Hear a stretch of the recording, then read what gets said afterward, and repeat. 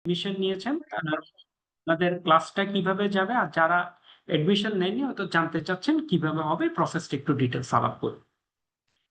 প্রথম হচ্ছে certified fraud and ফরেন্সিকে আমরা 5টা টপিকস মেইনলি টাচ করা হয়। একটাকে হচ্ছে ইন্ট্রোডাকশন, যেখানে ফ্রড ফরেন্সিকটা কি, ডিফারেন্স গুলো কি, কারা ফ্রড অ্যাকাউন্টেন্ট, কারা ফরেন্সিক নিয়ে কাজ করেন, ফরেন্সিক নিয়ে কাজ করতে গেলে আপনাকে আসলে কি কি ধরনের নলেজ থাকতে হয়। দ্বিতীয় নাম্বারটা হচ্ছে ফ্রড ট্রায়াঙ্গল। ফ্রড ট্রায়াঙ্গল হচ্ছে একজন ফ্রডটা যখন হয় তখন এটার সায়েন্স ব্যাখ্যাটা কি, মানে কিভাবে হয়, একজন মানুষের আসসালামু মনে কি কি আলাইকুম, সরি ফর ইন্টারাপ্টিং। আমি বোধহয় 1 মিনিট লেট হয়ে গেছে, নেটওয়ার্কের ইস্যু ছিল কিছু। সো আমি কি কিছু মিস করেছি? মানে জি না, জি না, মিস হয়নি, জি।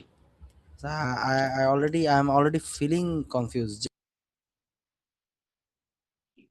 আচ্ছা, তারপরে হলো আপনার সেকেন্ড পার্টটাতে আমরা আলাপ করি ফ্রড ট্রায়াঙ্গেল নিয়ে, যেটা এক্সিডেন্টাল এবং এক্সিডেন্টাল ফ্রডস্টার বলতে কি আমরা, ফ্রড তো দুই ধরনের হয়। একটা ফ্রড হয় যারা ফ্রড করবে, কিছু লোক থাকে ওরা এক সময় কিন্তু ফ্রড করেনি, এক সময় ভুলে করেছিল। আবার অনেক সময় কোম্পানিতে যেটা হয়, কিছু লোক যখন ফ্রড করে আমরা বিশ্বাস করতে পারি না উনি করেছে, মানে উনি, মানে আমরা সবসময় দেখবেন কমন একটা ডায়লগ হয়, ভাই এই ভাই করলেন, এটা কি বলেন ভাই, ভাই এটা বিশ্বাস হচ্ছে না, একদম কমন। কারণটা হচ্ছে ওনার সাথে যায় না, এটা আমরা ওনাকে অনেক বছর ধরে চিনি, একদম ক্লোজলি কাজ করি, এখন উনি কেন করলেন, তাহলে কেন করেন, তো এগুলো নিয়ে আলোচনা হয়। থার্ড ওয়ান হচ্ছে প্রিডেটর। প্রিডেটর মানে শিকারী, যিনি শিকার করে, টার্গেটেড প্রিডেটর ফ্রডস্টার। কিছু ফ্রড আছেন যারা একদম ফোকাস থাকেন আমি ফ্রডটা করবো, এবং ওইটার জন্য ওনারা অনেক 5 বছর 6 বছরের সময় নেন। মানে উনি আসলাম পরের দিন ফ্রড করলাম ওরকম না, ওনারা সবকিছু গুছায় নেন, একদম গুছিয়ে ফ্রড করেন। মানে আমরা অনেকেই জানি, মানে 2015-16 সালের দিকে ঢাকায় একটা বেশ বড় একটা সিএ ফার্মের পার্টনার, চার্টার্ড অ্যাকাউন্টে ওনারা 7-8 জন পার্টনার ছিলেন। এক পার্টনার, অনেক বড় পার্টনার, অনেক বড় নাম, উনি কি করেছিলেন, উনি সিএ ফার্মের নামে উনি একটা ব্যাংক অ্যাকাউন্ট ওপেন করেন। নর্মালি কি হয়, পার্টনাররা সবাই মিলে ব্যাংক অ্যাকাউন্ট ওপেন করেন, করার পর রেজলিউশন থাকে, ব্যাংক অ্যাকাউন্টের কন্ট্রোলটা দিন শেষে অ্যাকাউন্টেন্টের কাছে থাকে। উনি করেছিলেন যেটা, উনি ব্যাংক অ্যাকাউন্টটা উনার নামে, মানে উনি পার্সোনাল নামে না, উনি ফার্মেসি সাপোর্ট সব দিয়েছেন, 2 জন পার্টনারের নাম দিয়েছেন, কিন্তু সবই উনার করা, রেজলিউশন দিয়েছেন সব উনার করা, মানে 100%। তাহলে প্ল্যান, এটা প্ল্যান করে নিয়ে অ্যাকাউন্ট ওপেন করে ক্লায়েন্টের কাজ, ধরেন যে পার্টনারের যে কাজই হোক, সকল কাজের টাকা ওনার অ্যাকাউন্টে জমা হয়, এবং ওই টাকাগুলো উনি উঠায়ও নিচ্ছেন। অনেক দিন পরে, 5-6 মাস 8 মাস পরে হঠাৎ করে ফার্ম খেয়াল করলো কি ওনাদের অনেক রিসিভেবল, ক্লায়েন্টরা বিল দেয় না, কিরে আমরা কাজ করি বিল দেয় না কেন, অ্যাকাউন্টে টাকা নাই কেন। তখন দেখে কি এই কাহিনী, but he is itself is a chartered accountant, এবং সবচেয়ে প্রমিনেন্ট চার্টার্ড অ্যাকাউন্টেন্টের একজন। তাহলে এটা কিন্তু একদম 100% কেস অফ প্রেডেটর ফ্রডস্টার। উনি কিন্তু এটা একদিনে করেননি, উনি রেজলিউশন রেডি করেছেন, ওনাদের পার্টনারের সাইন নকল করা শিখেছেন, সবকিছু সেট করে গুছায় ব্যাংক অ্যাকাউন্ট করে উনি ধাপে ধাপে ধাপে ধাপে আস্তে আস্তে আস্তে উনি কাজটা করেছিলেন।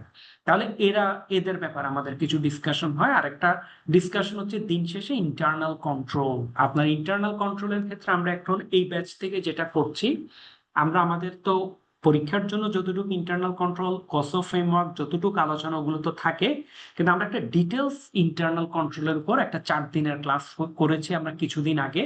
এটা হচ্ছে সুকান্ত ভট্টাচার্য, উনি স্নেহাশিস মাহমুদ ফার্মের পার্টনার, উনি ক্লাসটা নিয়েছেন। আমরা আপনাদের যারা এই কোর্সটাতে ভর্তি হবেন ওনাদেরকে এই ক্লাস রেকর্ডিংটাও দিব, for you better understanding, learning পারপাসে, মানে একটা জানারও তো ইস্যু থাকে, শুধু পরীক্ষা পাস না।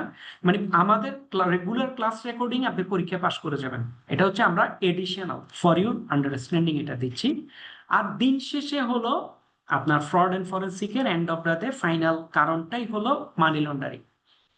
আমি যে টাকাটা সরালাম কোন একটা, মানে কোম্পানির থেকে তার 1 লক্ষ টাকা চুরি করলেও ফ্রড, 10 লক্ষ টাকা চুরি করলেও ফ্রড। কিন্তু এটা যেহেতু গ্লোবাল কোর্স, সেখানে ওরা হিসাব করে কিভাবে, এটা হচ্ছে মালিকই সরাচ্ছে বা কোম্পানির একটা ওনারই সরাচ্ছে, তো কোম্পানির ওনার তো মিলিয়ন মিলিয়ন ডলার সরাচ্ছে। যেটা আমরা বাংলাদেশেও দেখেছি যে ফ্রড গুলো হয়েছে, ফরেন্সিক অ্যাকাউন্টের জন্য যখন বাংলাদেশ ব্যাংক কল করছে, ওনাদের কিন্তু এখানে মিলিয়ন ডলার বিলিয়ন ডলার একটা হিসাব নিয়ে ওরা কিন্তু কথা বলছে। এই মিলিয়ন বিলিয়ন ডলার আপনি কি বাংলাদেশে রাখতে পারবেন, মানে যেখানে করেন, আপনি ধরেন আমেরিকা থাকলে আপনি মিলিয়ন বিলিয়ন ডলার দিয়ে যদি কিছু করেন, ওই ফান্ডটা আপনি ওই দেশে রাখতে পারবেন। কিন্তু আপনি যদি টাকাটা আনতে না পারেন, আপনি তো আবার টাকাটা এনজয় করতে পারবেন। ধরেন আমি এখন একটা জব করি, মাসে 2 লাখ টাকা বেতন পাই। আমি গভর্নমেন্টের, ধরলাম আমি গভর্নমেন্টের অনেক বড় একটা পজিশনে কাজ করি, সরকারি, আমার সাইনে অনেক কিছু হয়। আমি অনেক প্ল্যান প্রোগ্রাম করে একটা বড় একটা ইস্যুতে আমি 100 কোটি টাকা সরাই ফেলি। এখন এই 100 কোটি টাকা যদি আমি আনতে না মানে নিজে লাইন মানে লিগ্যাল প্রসেসে আমার অ্যাকাউন্টে না আসে, তাহলে তো আমি ওই টাকা ভোগ করতে পারবো। তাহলে আমাকে ভোগ করতে হলে কি করতে হচ্ছে, এটা দেখাইতে হচ্ছে লিগ্যাল প্রসেস। লিগ্যাল প্রসেস হলে কি করতে হয়, আমি এখান থেকে টাকা সিঙ্গাপুর পাঠাই, সিঙ্গাপুর থেকে দুবাই পাঠাই, দুবাই থেকে মালয়েশিয়া পাঠাই, মালয়েশিয়া থেকে ইউরোপ পাঠাই, ইউরোপ থেকে আমেরিকা পাঠাই, আমেরিকা থেকে আবার দেখা এটা আমার একটা ফ্রেন্ড, ও বাংলাদেশে একটা ইনভেস্ট করবে, সে একটা স্টার্ট আপ ফান্ড দিতে হবে, সেই স্টার্ট আপ ফান্ডের জন্য আমাকে টাকাটা সে আমেরিকা থেকে 0 ইন্টারেস্ট লোন আমাকে পাঠাইলো, ও আমার শেয়ার হোল্ডার হিসেবে টাকাটা আমার অ্যাকাউন্টে ঢুকলো, তাহলে আমি একটা স্টার্ট আপ ফান্ড করলাম। এখন এই যে এন্টায়ার প্রসেসটাতে আমার হয়তো খরচ হয়েছে, আমি 100 কোটি টাকা তো আর সে আমাকে এমনি এমনি ঘুরে দেয় নাই। তাহলে ওইখানে যে এখান থেকে সিঙ্গাপুরে পাঠিয়েছে, এখানে একটা পার্টি টাকা নিল, সিঙ্গাপুর থেকে দুবাই গেছে একটা পার্টি টাকা নিল, দুবাই থেকে ইউএস একটা পার্টি টাকা নিল, ইউএস এর থেকে, তাহলে দেখা গেল কি প্রতিটা খাতে হয়তো 1 কোটি টাকা 1 কোটি টাকা করে নিয়ে নিয়েছে, কিন্তু বা 10 কোটি গেল, কিন্তু দিন শেষে 90 কোটি টাকা যখন আমার কাছে লিগ্যাল সোর্সে ব্যাংকে ঢুকলো, then I can enjoy the money. তাই আমি এখন ইনকাম ট্যাক্সে দেখাতে পারছি কিভাবে আসছে, ডকুমেন্ট দেখালাম, আমি সবকিছু তো করতে পারছি। সো এটাকে বলা হয় মানি লন্ডারিং। এই মানি লন্ডারিংটা হচ্ছে দিন শেষে বিদেশ, যেহেতু এই কোর্সগুলো নট বাংলাদেশি, বাইরের কোর্স, ওই জন্য ওদের এন্ড অফ দা ডে এই কোর্সগুলোর উদ্দেশ্য হচ্ছে মানি লন্ডারিং নিয়ে কাজ করে। এবং বাংলাদেশেও কিন্তু মানি লন্ডারিং আইন যথেষ্টই কঠিন। একটা এক্সাম্পল বলি কতটুকু কঠিন। ধরেন আমি আম, আমেরিকাতে একটা, ধরেন আমার একটা মেম্বারশিপ ফি আছে, এক্সাম্পল জাস্ট 200 পাউন্ডের একটা মেম্বারশিপ ফি পে করতে হবে ইউকেতে। আমি, আমার এখানে এক বন্ধু থাকে ইউকেতে, আমি ওকে বললাম তুমি ওইখানে পেমেন্ট করে দাও, আমি তোমার বাবাকে 200 পাউন্ডের সমান ধরেন 18,000 টাকা দিয়ে দিচ্ছি, তুমি আমার পেমেন্টটা করে দাও। ও করে দিল। বাংলা কথা এটা মানি না। এটা যদি এখানে বাংলাদেশ ব্যাংকে কোনোভাবে কমপ্লেন যায়, এটা যদি প্রুফ হয়, আপনি এটার জন্য জেলে যান। এটা বাংলাদেশ না, গ্লোবালি। মানে মানি লন্ডারিংটা এত সেন্সিটিভ, এত ইস্যু, তো বিষয়টা নিয়ে এখানে একটা ডিটেলস আলোচনা আছে। জি, অর্থাৎ তার মানে কি হুন্ডিটাও মানি লন্ডারিং এর ভিতরে আসতেছে, তাই এটা তো? অবশ্যই মানি লন্ডারিং, অবশ্যই অবশ্যই মানি লন্ডারিং এর একটা পার্ট হচ্ছে হুন্ডি। আচ্ছা, তারপরে হলো এই বিষয়গুলো নিয়ে আমাদের আসলে পুরো কোর্সে ডিসকাশনটা হবে।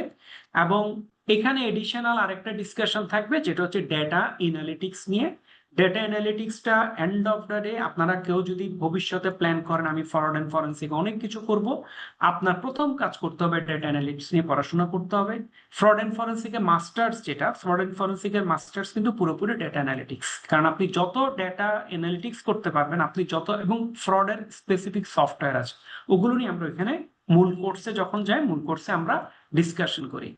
এবং ফ্রডের কিছু স্পেসিফিক টার্মিনোলজি আছে, ওগুলো আমরা কথা বলি। ধরেন পারপিট্রেটর, ফ্রডস্টার, শেল কোম্পানি, মানি লন্ডারিং। এবং আমি সবসময় একটা উদাহরণ দিই, আপনারা খুব কমন একটা উদাহরণ, আপনাদের যদি মনে করেন কোন একটা সময়, সে 2023 সালে ফেব্রুয়ারিতে নরেন্দ্র মোদীর এগেনস্টে ইন্ডিয়ার বিবিসি একটা ডকুমেন্টারি রান করেছিল। ডকুমেন্টারি রান করার পর কিছুদিন পর ইন্ডিয়ার ওটার নাম কি বলে, ইন্ডিয়ার ইনকাম ট্যাক্স ডিপার্টমেন্ট বিবিসি কে করে রেইড করে। রেড করে ওরা 2 দিন ওইখানে একদম 48 ঘন্টা বা 40 ঘন্টা ওইখানে ছিল। তারপর ওরা একটা বিবৃতি দেয়। সরকার ও শাসক দল বিজেপি জানিয়েছিল প্রধানত কর ফাঁকি ও ট্রান্সফার প্রাইসিং সংক্রান্ত বিষয় সমীক্ষা করে দেখা হচ্ছে। সেজন্য বিভিন্ন ল্যাপটপে fund transfer, shell company, foreign transfer শব্দগুলো দিয়ে কি কি দেখা হয়েছে কর্মকর্তারা তা জানতে চাইছেন। তাহলে দেখেন এটা কি করেছিল, তখন ইন্ডিয়ান ইনকাম ট্যাক্স ডিপার্টমেন্ট আসলে এটা ফরেনসিক অডিট করেছিল বিবিসির এগেনস্টে, ফরেনসিক অডিট। এবং ফরেনসিক অডিট কিভাবে করে, ফরেনসিক অডিট এইভাবেই করে, ইমেল চেক করে, আপনার অ্যাকাউন্টিং হলে অ্যাকাউন্টস এর ইস্যুতে চলে যায়, কোথায় কি হচ্ছে, কোনখানে যায়, এই বিষয়টা নিয়ে পুরোপুরি কাজ করে। এবং এই টার্মিনোলজি গুলো আপনারা আরো পাবেন কোর্সে, যারা ভর্তি হয়েছেন একটা হার্ড কপি বই পাবেন, বইও কিছু টার্মিনোলজি দেওয়া আছে। এরপর ফরেন্সিক অ্যাকাউন্টিং, ফ্রড, সবগুলো নিয়ে আলোচনা হয়। ফরেন্সিক সাইকোলজি নিয়ে আলোচনা হয়। এবং ফরেন্সিক সাইকোলজির ডেভেলপমেন্ট দেখেন লাস্টে এটা গেছে 1947 সালে, উইলিয়াম মার্স্টন মার্শ। এ দেখেন 44-এ মারা গেছে এই ভদ্রলোক। 1911, 1938, 1947। এটার মিনিংটা হচ্ছে ফরেনসিক সাইকোলজি নিয়ে যে কাজগুলো হয়েছে এগুলো আজ থেকে প্রায় 100 বছর আগে হয়েছে, but still relevant. Still relevant, কারণ এটা হিউম্যান সাইকোলজি, মানুষ এভাবেই কাজ করে। এবং আমরা কিছু ইন্ডিভিজুয়াল টার্ম নিয়ে আলোচনা করি, ধরেন লার্সেনি। সব ধরেন আপনি রাস্তায় হেঁটে যাচ্ছেন, আপনার থেকে পকেট মেরে দিল, আপনি একটা দোকানে গেলেন, দোকানে যাওয়ার পর আপনি দোকান থেকে জিনিস কিনতে কিনতে একটা নিলেন, যেটাকে আমরা বলি চুরি। একটা জিনিস নিয়ে পকেটে ঢুকে ফেললেন। আড়ং টারং যেগুলো বড় দোকান, ওরা কি করে সবগুলোর সাথে একটা ম্যাগনেটিক কিছু একটা দেওয়া থাকে, আপনি যদি পেমেন্ট না করেন, ওটা না খুলে দোকান থেকে বেরোতে গেলে সাউন্ড বাজে। কিন্তু এটা তো সবার পক্ষে সম্ভব হয় না, কারণ এটার সাথে টাকা জড়িত, ফান্ড লাগে, টাকার ইস্যু থাকে। তাহলে এখানে কিন্তু তাও হয়, আমরা কি করি এখন, তবু সিসিটিভি ক্যামেরা দিয়ে লোকজন তাকিয়ে থাকে, কিন্তু এই জিনিসগুলো হরদম হচ্ছে। তাহলে এটা হচ্ছে, এটা ফ্রড এন্ড ফরেন্সিক অ্যাকাউন্টিং এর পার্ট না, কিন্তু এটা ফ্রডের একটা পার্ট। এটাকে বলা হয় লার্সেনি। এমবেজলমেন্ট, এমবেজলমেন্ট হচ্ছে আপনার কোম্পানির কোন একটা কি বলবো অ্যাসেট কারো কাছে রাখতে দিলেন, আর উনি ওইটাকে ভেঙে ফেললেন। ওইটা নিয়ে যখন যেটা হয় এটাকে বলা হয় এমবেজলমেন্ট। ফ্রড কাকে বলে? ফ্রডের 4টা বৈশিষ্ট্য আমরা বলি সব সময়। একটা হচ্ছে ম্যাটেরিয়াল ফলস স্টেটমেন্ট, যেটা হচ্ছে ম্যাটেরিয়ালিস্টিক ইস্যু বলে একটা ইস্যু আছে। আমি একটা কোম্পানির অ্যাকাউন্ট থেকে আমি 2 টাকার একটা হিসাব গরমিল হলো, ওটার জন্য আপনি আমাকে বলতে পারেন না ফ্রড। তাহলে material false statement. 2 number, knowledge that statement was false. স্টেটমেন্টটা যে ফলস এটা আপনি জানেন, জেনে বলছেন, এবং ওইটা জেনে আপনার কথার উপর বেস করে আমি ওইটা করলাম, আমি এটাতে ফলস স্টেটমেন্টের উপর আমি ভিকটিম হলাম, আমি লস করলাম। এবং এটার ফলে যে ড্যামেজ হলো, damage resulting from the victim reliance on false statement. এটা কোথায় হয়? এগুলো দেখবেন শেয়ার মার্কেটে হয়, প্রচুর হয়, বিদেশেও হয়, আমাদের দেশেও হয়। একদম স্ট্রংলি বলবে ইনফরমেশনটা কারেক্ট, সবকিছু ওকে, ওইটার উপর বেস করে আপনাকে বুঝাইবে, অ্যাকাউন্টস দিল, সবকিছু দিল, আপনি ওইটার উপর বেস করে ইনভেস্ট করলেন। ইনভেস্ট করার পর দেখলেন কি, আপনি যে টাকাটা ঢুকেছেন মোটামুটি কিছুই আর বের করে আনতে পারলেন না। এটা অবশ্যই একটা ফ্রডের ইস্যু। তারপর হচ্ছে এবিউস নিয়ে আমরা একটু আলোচনা করি, একটু বোঝার জন্য। কারণ আমরা অনেকেই বলে, একজন লোক অফিসে আহ, অসুস্থ হয় না, সিকলিপ বলে আসলো না, কোরবানের শুক্র শনি বন্ধ, রোববারে অফিস খোলা, সোম থেকে শনি আবার বন্ধ। এ রোববারে আমি তো ট্রেনের টিকিট টিকিট করে ফেলছি, শুক্রবার আমি চলে যাচ্ছি ফ্যামিলি নিয়ে, আমি অফিসে জানাই না আমি রোববার আসবো না। রোববার সকালবেলা আমি ফোন করলাম, আমি কিন্তু চিটাগাং মানে আমার গ্রামের বাড়িতে, আমি ফোন করে বললাম কি স্যার শরীর বেশি খারাপ। এখন এটাকে কি ফ্রড বলা যায় কিনা? তো এটার অ্যান্সারটা হচ্ছে এটাকে ফ্রড বলা যায় না, এগুলো ইথিক্যাল ইস্যু। এটা আপনি লিগ্যাল কোনো ইস্যু না, লিগ্যালি হয়তো ওনাকে আটকাতে পারবেন না, but ethically he should not do that. এটাকে বলা হয় এবিউস। এটাকে বলা হয় এবিউস। অনেকে বাচ্চার স্কুলের পুরো বইপত্র এনে অফিসে পুরো ফটোকপি করে ফেলে, আমি নিজে দেখেছি আমার আগের একটা অফিসে, মানে 100 পেজ 200 পেজ ডেইলি ফটোকপি করে, তো বাচ্চার কোনো কারণে নোট আনলো, পুরোটা স্কুল অফিসের ফটোকপি দিয়ে মেরে দিচ্ছে। এখন এটা হয়তো আপনি বলতে মানে ফ্রড না, বাট এটা সে একটা অপব্যবহার করছে, এবিউস। আর ইন্টারনাল অডিট থেকেই অথবা এক্সটার্নাল অডিট যখন হয়, ফ্রডটা কখন আইডেন্টিফাই হয়? যখন কোনো একটা অডিটের টিম যায়, ইন্টারনাল অডিট বা এক্সটার্নাল অডিট, ওইখানে যাওয়ার পর কেউ না কেউ ওরা যখন চেক করে, প্ল্যানিং করে, রিস্ক অ্যাসেসমেন্ট করে, ইন্টারনাল কন্ট্রোল চেক করে, অডিট এভিডেন্স দেখে, রিপোর্টিং করছে, somehow they discover a fraud. এবং 99% ক্ষেত্রে ফ্রড ডিসকভার হয় থ্রু টিপস, কেউ না কেউ এসে বলে একটু ওই জিনিসটা একটু চেক করেন বস, কেউ না কেউ বলে। কারণ লোকজন অনেক সময় বুঝতে পারে ফ্রড হচ্ছে, 2 নাম্বারই করছে, এখন জানাবে কি করে, সবার তার পজিশনে নেই। তখন ওরা যেটা করে, কিছু একটা হিন্টস দেয় ইন্টারনাল অডিটরকে বা এক্সটার্নাল অডিটরকে। ওরা তখন যে moment they got the hints, ওরা ওটা নিয়ে কাজ করে। কাজ করতে গিয়ে দেখে যদি এটা কারেক্ট, তখনই কোথায় চলে যায়, এই ইনফরমেশনটা কিন্তু ফার্দার আগানোর আগে এটা ম্যানেজমেন্টে চলে যায়। ম্যানেজমেন্টের একটা অ্যাপ্রুভাল লাগে, কারণ আপনি যখনই ফ্রড নিয়ে কাজ করবেন, ফরেন্সিক নিয়ে কাজ করবেন, আপনার অনেক জায়গায় অনেক কিছু অ্যাক্সেস লাগবে, অনেক ইনফরমেশন লাগবে, যেটা নর্মালি আপনাকে দিবে না। তখন এটা ম্যানেজমেন্ট থেকে সরাসরি একটা অ্যাপ্রুভাল লাগে। ওইটার জন্য আপনি যখনই ডিসকভার ফ্রড করে কাজ শুরু করছেন, তখনই আপনি ফ্রড এক্সামিনার। একটু আগে যেটা দেখালাম ইন্ডিয়াতে, যখনই income tax authority suspect they have something problem, ওরা যখনই ওটা নিয়ে কাজ করলো, তখন কিন্তু ইনকাম ট্যাক্স অথরিটি হয়ে গেল ফ্রড এক্সামিনার, তখন ওরাই ফরেন্সিক অ্যাকাউন্টেন্ট বা ফ্রড অ্যাকাউন্টেন্ট। এবং ফ্রড অ্যান্ড ফরেন্সিকের কাজ করার সময় আরেকটা জিনিস মাথায় রাখতে হয়, লিগাল ম্যাটার্স। কারণ এটার সাথে কিছু লিগাল ইস্যু আছে। আপনি যে রিপোর্টটা দিবেন, ওই রিপোর্টটা এন্ড অফ দ্য ডে কোর্টে যাবে, কারণ এটা কেস যদি এটা 10 কোটি টাকা কেউ সরাই ফেললো তো এটা তো কোম্পানি কেস করবেই। কারণ কেস করলে আপনি যদি রিপোর্টটাই দুর্বল হয়ে যায় বা আপনি যে রিপোর্টটা সাবমিট করলেন খুব স্ট্রং না হয়, ওই রিপোর্ট কিন্তু টিকবে না শেষ পর্যন্ত। এবং এভিডেন্স এবং প্রুফ রাখতে হয়, এবং সবচেয়ে বড় ইস্যু কি, প্রিভেনশন এন্ড ডেটারেন্স। যেটা হয়েছে হয়েছে, পরবর্তীতে যেন এটা আর না হয়। এরপর যেটা বললাম, ফ্রড ট্রায়াঙ্গেল নিয়ে আলোচনা হবে আপনাদের এখানে। ফরেন্সিক স্কিল কি থাকে ওটা নিয়ে ডিসকাশন আছে। প্রেডেটর ফ্রডস্টার নিয়ে আলোচনা হয়, এবং প্রেডেটর ফ্রডস্টাররা কত বিপজ্জনক, ওরা অপরচুনিটি খুঁজে না, ওরা ক্যাপাবল। ওদের কথা হচ্ছে আমি ক্যাপাবল দেখে করছি। ওদের একটা প্রচন্ড ইগো থাকে, এবং they don't afraid to fear auditor. কারণ ওরা অডিটরকে ফিয়ার মানে মিট করার জন্য ওর কি কি ডকুমেন্ট লাগবে সে কিন্তু সেট করে। তার অর্থেই না যে ধরা খায় না, ধরা সবাই খায়। আলটিমেট ফ্রড করে বা ফরেন্সিক করে পার হয়ে গেছে কেউ নেই। অনেক সময় হয়তো প্রুফের ইস্যু চলে আসে, কিন্তু ধরাটা সবাই খায়। তারপর এইগুলোর উপর বেস করে এক সময় পৃথিবীতে আসলো, যখন দেখে কি আপনার 1998 থেকে 2001 সাল পর্যন্ত পৃথিবীতে অনেকগুলো বড় বড় স্ক্যান্ডাল হয়। এনরন বলে আমরা নাম শুনেছি, এনরনের স্ক্যান্ডাল ঘটে। Arthur and Andersen CA firm ওদেরকে ক্যান্সেল করে দেয় রেজিস্ট্রেশন। ওয়ার্ল্ডকমের একটা বড় কেস ঘটে, এবং এই কোর্সে ওয়ার্ল্ডকমের কেসটা 100% আছে পুরোটা। এটা একটা সিএফই বলে একটা কোর্স আছে, সিএফই কোর্সের একটা ভিডিও আছে, ফুল ভিডিও। ওয়ার্ল্ডকম ভিডিওটা কিভাবে হয়, এই ভিডিওটা পুরোটা এই কোর্সে আছে, এবং এই ভিডিও থেকে আপনার পরীক্ষা 3 নাম্বার থেকে 4 নাম্বার, মানে তিনটার থেকে চারটা পরীক্ষায় কমন কোয়েশ্চেন থাকে এটাতে। আর ওগুলোকে ডিফেন্ড করার জন্য তখন সক্সটা আসে, সার্ভেন্স অক্সলে অ্যাক্টটা আসে, যেখানে আগে সিএ ফার্মে যখন কোনো অডিটের অ্যাকাউন্ট সাইন করতো, শুধু অডিটারের সাইন থাকতো, শুধু অডিটার। ইভেন আমি যখন সিএ পড়তে ঢুকেছি তখনও দেখেছি শুধু অডিটার সাইন করে, যে কোম্পানি কোনো অডিটার সাইন করে।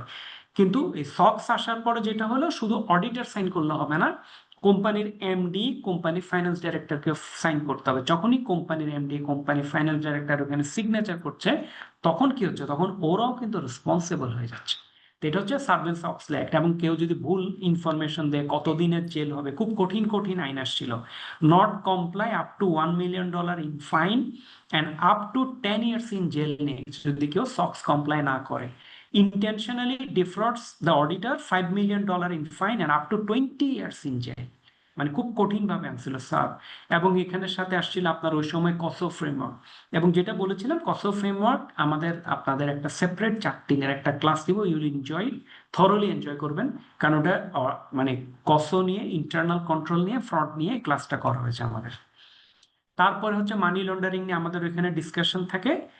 আর লাস্টে যেটা একটু বলি, ওটা হচ্ছে কি, আমাদের এই কোর্সটা কিন্তু institute of certified forensic accountant কানাডার একটা বডি। খুব বড় বডি না, কিন্তু কানাডায় মানে আপনার এই ফরেন অ্যান্ড ফরেন্সিকের বডি আছেই কানাডার ইউএসএ তে। আপনার ইউরোপেও বেশি পাবেন না, কারণ ফ্রড অ্যান্ড ফরেন্সিক এই কনসেপ্টগুলি ওদেরও, কারণ ওদের এখানে আপনার শেয়ার মার্কেট থেকে শুরু করে সবকিছু অনেক বড়। আর ইন্স্যুরেন্স একটা বড় ফ্রড কারা করে ওদের এখানে, ধরেন আমার আপনার মতো লোক কোন ফ্রড করে, আমরা ফ্রড করি ইন্স্যুরেন্স নিয়ে। আমার একটা রোগ হলো, আমার এই রোগের জন্য $20,000 লাগবে। এখন আমি চেক আপ করে দেখলাম ইন্স্যুরেন্স, আমি যে ইন্স্যুরেন্স পে করি ইন্স্যুরেন্স কাভারই করে না, অথবা কাভার করলে আমি ম্যাক্সিমাম পাবো $5,000। তাহলে $15,000 আমার শর্ট আছে। আমি $15,000 ব্যাংক থেকে বা ক্রেডিট কার্ডে পে করতে হবে। এখন আমি যদি ইন্স্যুরেন্স থেকে নিতে পারি, তাহলে কি করা যায়, তখন ওখানকার লোকজন এই কাজগুলো করে প্রচুর, এই ধরনের মানে যারা ফ্রড করে ওইখানে। এবং ওদের ফ্রড অ্যাকাউন্টেন্ট বা ফ্রডকে অ্যাপয়েন্টমেন্ট দেয় ইন্স্যুরেন্স কোম্পানির থেকে, ইন্স্যুরেন্স কোম্পানি থেকে করে। এবং ওইখানে এই বডিটা হচ্ছে institute of certified forensic accountant. আমরা বেসিক্যালি প্রথমে সার্টিফাইড ফ্রড স্পেশালিস্ট, এটার জন্য আমরা ওদের সাথে এগ্রিমেন্ট করে আমরা কোর্স রান করি, এবং পরবর্তীতে সার্টিফাইড প্রফেশনাল ফরেন্সিক অ্যাকাউন্টেন্টটাও রান করছে। এটা দেখেন একই লোক দুইটাই নিয়েছে, এটা এই মাসও একজন নিয়েছে, সেম একই লোক দুইটা সার্টিফিকেটই নিয়েছে, certified fraud specialist, certified professional forensic accountant.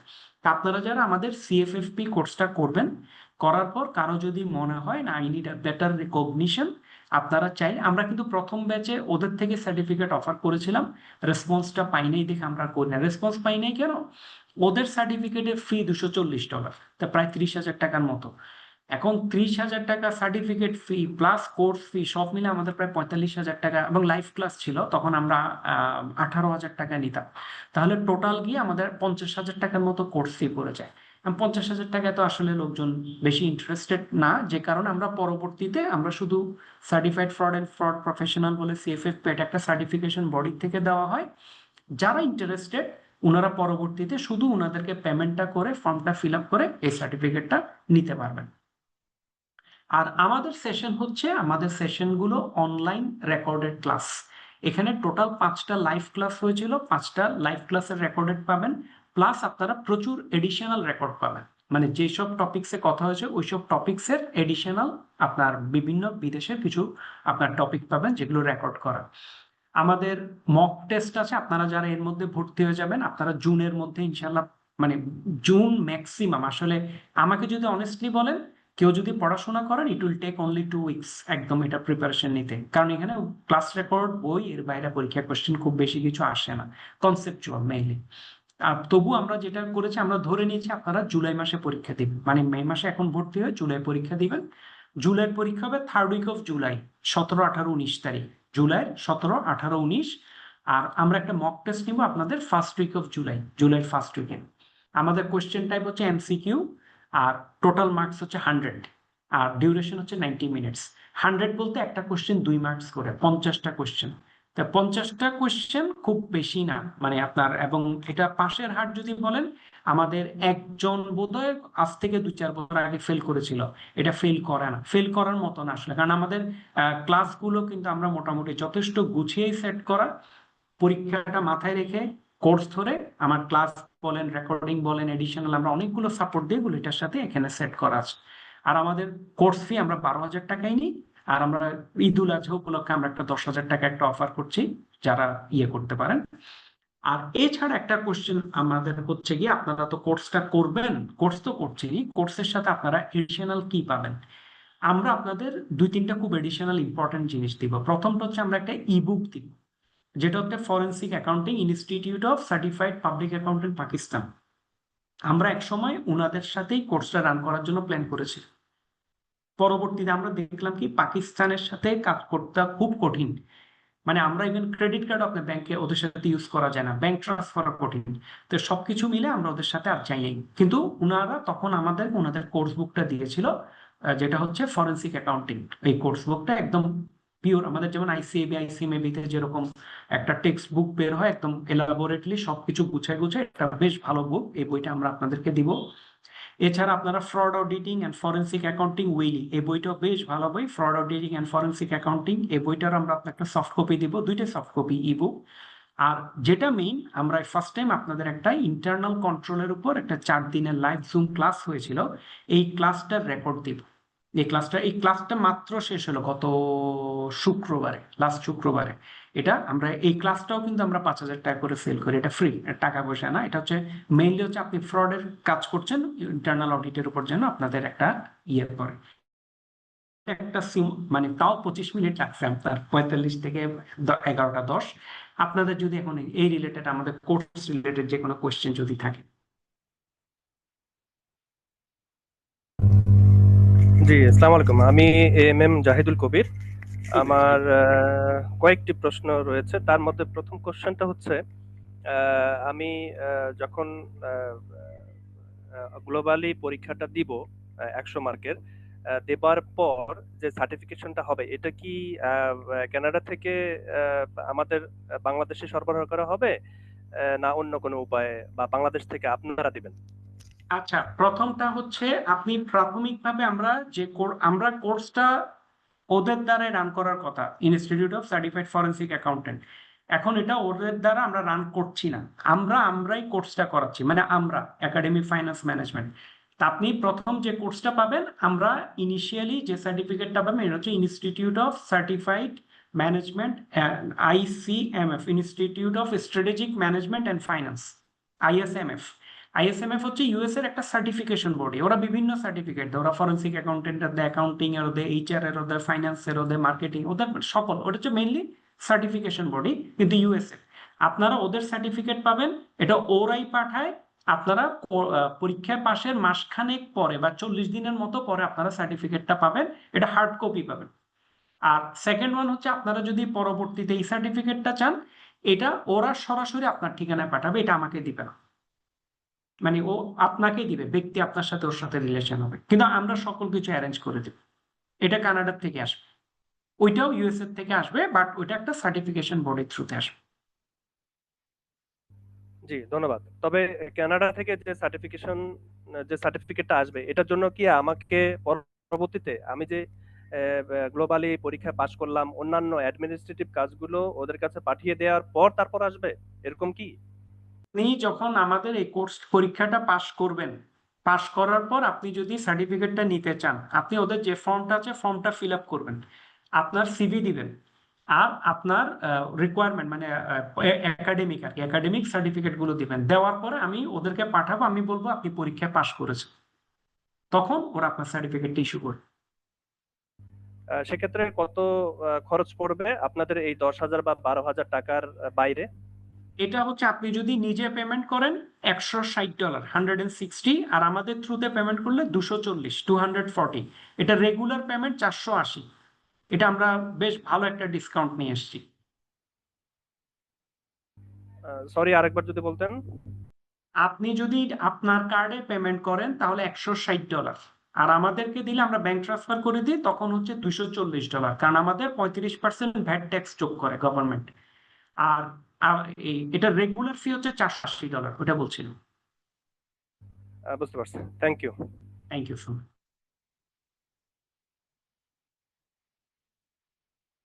কেউ একজন জি, কোয়েশ্চেন আসসালামু করতেন, আলাইকুম। হোয়াট এটা কি মার্কস? এটা কি আপনাদের আমেরিকা এবং কানাডা দুইটার ক্ষেত্রে কি সেম প্রযোজ্য, নাকি দুইটার জন্য আলাদা আলাদা করে পেমেন্ট করতে হবে? না ভাইয়া, আমরা এখন যেটা অফার করছি 10,000 টাকা, এটা হচ্ছে ইনক্লুডিং সার্টিফিকেট, পড়াশোনা, কোর্স মেটেরিয়াল সব মিলে, এটা একটা আমাদের এন্ডে প্যাকেজ। আর এটার জন্য আপনারা পরবর্তীতে শুধু সার্টিফিকেটের ফিটা পে করবেন।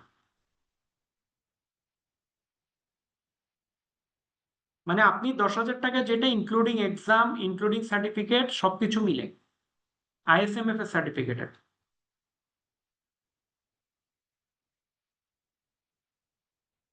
দ্যাট মিনস আমি যদি বলি যে আপনার ইউএসএ এবং কানাডার সার্টিফিকেট নিতে গেলে আমাকে আলাদা করে পেমেন্ট করতে হচ্ছে, বাট আপনারা যেটা দিচ্ছেন সেটার জন্য না। এখানে মোট কয়টা ইউএসএ সার্টিফিকেট? তো ভাইয়া কিছু নাই। ভাইয়া আপনি ভুল করছেন। প্রথম হচ্ছে আমরা যে সার্টিফিকেট দিচ্ছি ওটা ইউএস এরই, ইউএস এর একটা সার্টিফিকেশন বডি, আর এটা হচ্ছে ফরেন্সিক অ্যাকাউন্টিং বডি, দুটোর মাঝে একটু ডিফার করে। মানে একজন হচ্ছে একটা স্পেশালাইজেশন বডি, আরেকজন হচ্ছে জাস্ট জেনেরিক। উনি যেটা বললাম ইউএস এর, ও এইচআর এর সার্টিফিকেটও দেয়, ও ফাইন্যান্সেরও দেয়, মার্কেটিং এরও দেয়। ও হচ্ছে আমরা ওর বিভিন্ন কোর্স আছে, আমরা ওরকম কোর্স হিসেবে রান করি, ওকে আমরা একটা পেমেন্ট পাঠাই, ও সার্টিফিকেটটা ইস্যু করে। এ হচ্ছে ওর সাথে আমার কাজ। আর এ হচ্ছে ও স্পেশালাইজেশন, ওর কোর্সই আছে শুধু 2-3টা, এই 2-3টার জন্য সে সার্টিফিকেট ইস্যু করে। আপনি আমাদের যে কোর্সটা করবেন ওটা করলে আপনি ইউএস এর সার্টিফিকেটই পাচ্ছেন। আর এটার সার্টিফিকেট চাইলে এগুলো এগুলো আপনাকে আলাদা আলাদা পেমেন্ট করতে হবে। মানে 10,000 প্লাস 160, একটা 160 করে, যে যেটা নেয় আর কি। এটা মানে অ্যাকাউন্টেন্টরা দেখলাম বেশিরভাগ অ্যাকাউন্টেন্টরা সার্টিফাইড প্রফেশনাল ফরেন্সিক অ্যাকাউন্টেন্ট, বেশিরভাগ ব্যাংকাররা নেয় সার্টিফাইড ফ্রড স্পেশালিস্ট। আচ্ছা, সিঙ্গেল যদি পেমেন্ট করতে চাই $160, ওটা কি হবে যেটা বললেন কার্ডের মাধ্যমে হ্যাঁ, পেমেন্ট করলে? 160, তো 160ই মানে সিঙ্গেল। মানে তাহলে তো ওটাই ভালো, মানে ওটা দিতে আবার আপনাদের মাধ্যমে $240, মানে আপনাদের মাধ্যমে পেমেন্ট করাটা কিভাবে কি, এটা বুঝতে পারছি না। না বুঝার মানে তো কিছু আপনাদের নেই। মাধ্যমে আমি আপনাকে মানে বলেছি, আপনাদের মাধ্যমে পেমেন্ট আপনি করলে যদি $240। আপনার ক্রেডিট কার্ড দিয়ে পেমেন্ট করেন আপনি $160 দিবেন, কিন্তু আমাদের কোর্সটা শেষ করার পরে আপনি আচ্ছা। যদি আমাদেরকে দিয়ে, অনেকে বলে কি ক্রেডিট কার্ডে দিব না, আপনাদেরকে দিব, আমাদেরকে দিলে আমরা ব্যাংক ট্রান্সফার করি, আমাদের থেকে $240 গভর্নমেন্ট রাখে। কারণ 160-এর সাথে 35% ভ্যাট ট্যাক্স যোগ হয়, 20% ট্যাক্স, 15% ভ্যাট। আমার জন্য এটা বিজনেস, আপনার জন্য হচ্ছে আপনার পার্সোনাল পেমেন্ট। আহ, আচ্ছা আচ্ছা, ঠিক আছে। এটা এটা তো আমি পরবর্তীতে যে কোনো সময় নিতে পারবো, তাই না? হ্যাঁ, নিতে পারবেন ইনশাল্লাহ। এটার ভ্যালিডিটি কতদিন পর্যন্ত বা কত বছর পর্যন্ত থাকে সার্টিফিকেশনের, একটু কাইন্ডলি যদি বলতেন। ভ্যালিডেশন তো ওরকম কিছু না, এটা তো যেহেতু একটা ইনস্টিটিউট, আপনি ইনস্টিটিউটে প্রতি বছর মেম্বারশিপ ফি পেমেন্ট করবেন, এইটুকুই। সার্টিফিকেটের আলাদা কোনো ভ্যালিডেশন লেখা নেই। আচ্ছা, আরেকটা বিষয় একটু জানতে চাচ্ছিলাম যে এই সার্টিফিকেট যেটা আমরা পাবো আপনাদেরটা ছাড়া, এই ইউএসএ থেকে আপনারা যেটা দিচ্ছেন ইউএস এর সঙ্গে এবং কানাডার যেটা বলছেন, এটা কি অনলাইনে কোথাও ভেরিফিকেশন করার কোনো উপায় আছে যে এটা কোনো প্রবলেম পরবর্তীতে করবে কিনা, বা এই সার্টিফিকেটটা দিয়ে আমি প্রথমটা যদি কানাডার জন্য অ্যাপ্লাই করি, কানাডাতে এটা অ্যাকসেপ্টেড হবে কিনা? আচ্ছা, প্রথমটা হচ্ছে ইউএসএ টা অনলাইনে সরাসরি ভেরিফাই করা যায়, ওইখানে ওদের কিউআর কোড স্ক্যান করলে আপনি পাবেন। আর যেটা ইনস্টিটিউট অফ ফরেনসিক অ্যাকাউন্টেন্ট, ওদের ভেরিফিকেশন অপশনটাই হচ্ছে ওদেরকে ইমেল করলে ওরা ওরা রিপ্লাই দিবে। এটা হচ্ছে ওদের ওয়েবসাইটে লেখা আছে, ওদের ইমেলে সরাসরি করলে ওরা ইমেলটা রিপ্লাই দিবে। আর আপনি কানাডায় যেতে পারবেন কিনা, মানে কানাডায় যাওয়ার জন্য অ্যাকসেপ্ট করবে কিনা, এটা আমি বলতে পারবো না, কারণ এটা ইমিগ্রেশনে কোনটাতে কি কোনটা ইস্যু করে এটা আমি আই ডোন্ট নো, এটা আমার কোনো আইডিয়া নাই।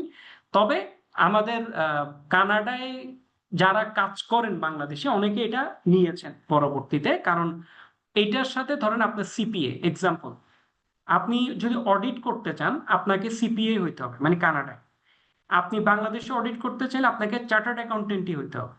কিন্তু ধরেন আপনি বাংলাদেশে অডিট, এমনি ইন্টারনাল অডিট করতে হলে কিন্তু আপনাকে চার্টার্ড অ্যাকাউন্টেন্ট হইতে হবে না, আপনি অডিটের নলেজ লাগবে। তো এরকম গ্লোবালি ফরেনসিক অ্যাকাউন্টেন্ট হওয়ার জন্য স্পেশাল কোনো সার্টিফিকেট নেই।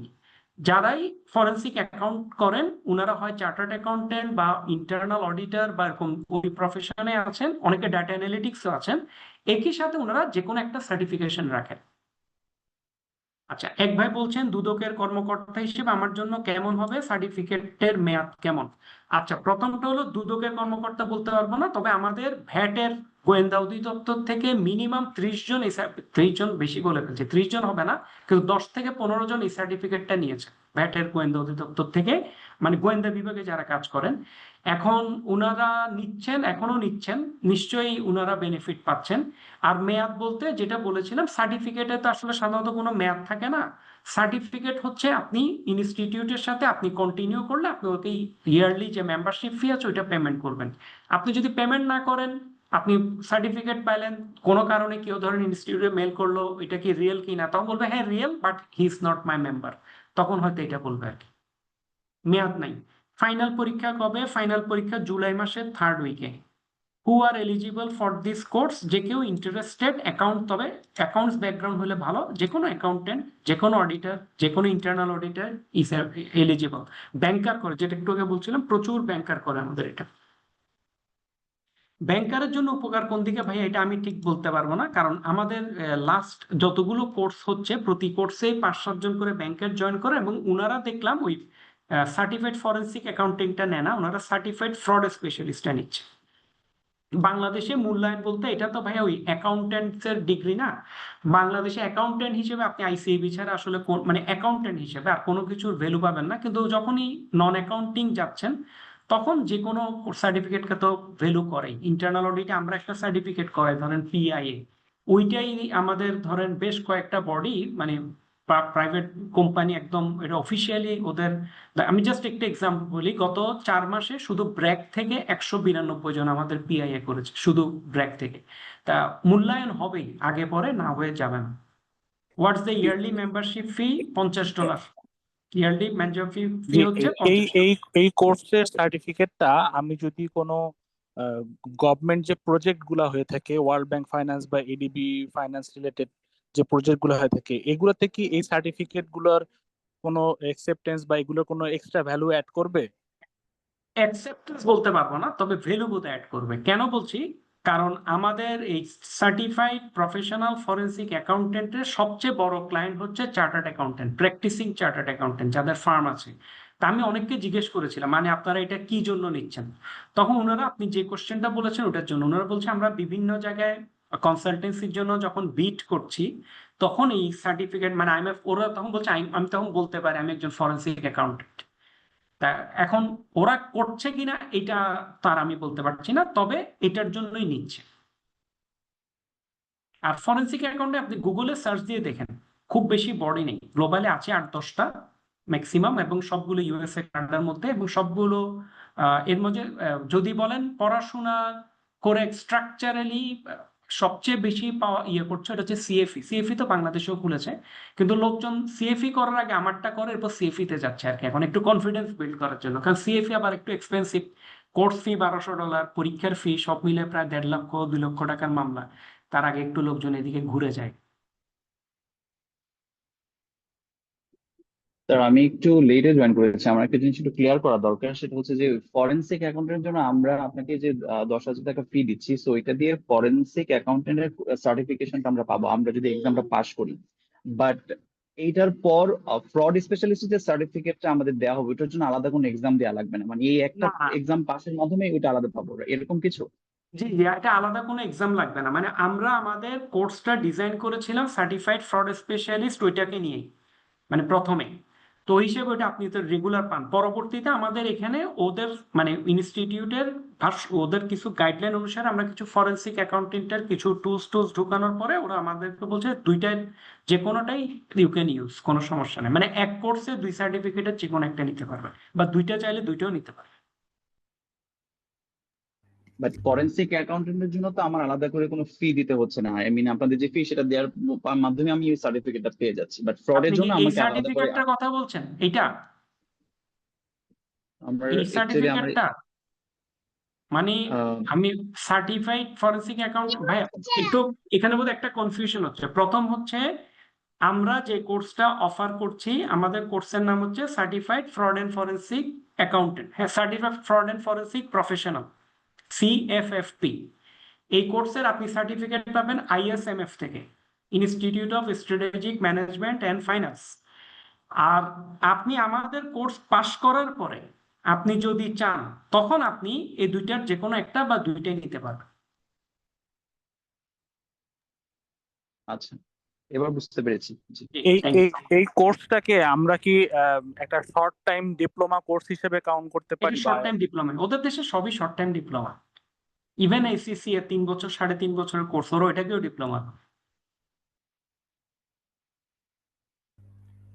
আমেরিকা থেকে সার্টিফিকেশনটা অর্জন করবার পর নামের পাশে কি অ্যাক্রোনিম হিসেবে সিএফএফপি জি দেয়া যাবে কিনা? লিখতে পারবেন, ওরা ওদের ওয়েবসাইটে দেওয়া আছে, আপনি যখন পাস করবেন, পাস করার পর ইউ ক্যান রাইট দ্য সিএফএফপি।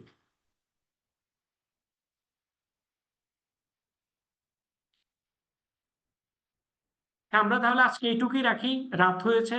তারপরে কোনো কোয়েশ্চেন থাকলে আপনাদের আমাদের কোর্স কোঅর্ডিনেটর মুস্তাসিম সাহেব, যার সাথে আপনাদের নিশ্চয়ই কথা না হলেও মেসেজটা চালু হয়েছে, ওটা নিয়ে আমরা আপনার ইয়েটা করলাম আর কি, ইনশাআল্লাহ। ঠিক আছে, তাহলে দেখা হবে। জি, আসসালামু আলাইকুম রহমতুল্লাহ। আসসালামু আলাইকুম। Thank you.